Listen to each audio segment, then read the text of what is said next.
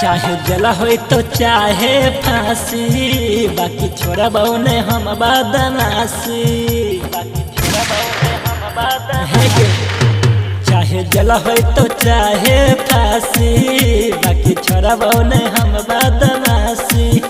रोजे करब मर्डर है गे दिन दोपहर, खबर छप तो रोजे गे पेपर में। के बोलतो मधेपुरा शहर में गे छौरी, के बोलतो आलमनगर शहर में। के बोलतो मधेपुरा शहर में गे छौरी, के बोलतो आलमनगर शहर में। Mix by Guddu Gudesh.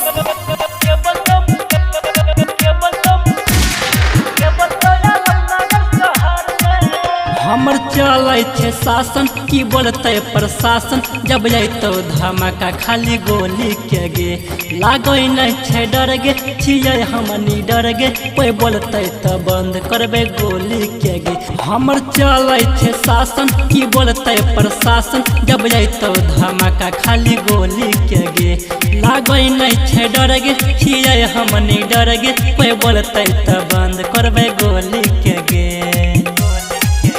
मारे लाठी से भांग देबो माथ गे, गादी धरतो तो हर कोई हाथ गे। कहीं घूमे या सगर एगे दिन दोपहर, पूरा एरिया छे हमारे कभर में। के बोलतो मधेपुरा शहर में गे छौरी, के बोलतो आलमनगर शहर में। के बोलतो मधेपुरा शहर में गे छौरी, के बोलतो आलमनगर शहर में।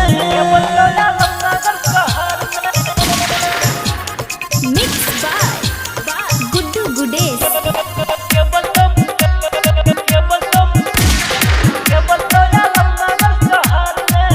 केतनो बारा बारा हमरा लगते धारा, तबे लहते हमारा राती राती। चले रंगदारी बोलते नहीं अगारी, ये बोलते वकर फायर देवे छाती। केतनो बारा बारा हमरा लगते धारा, तबे लहते हमारा राती राती।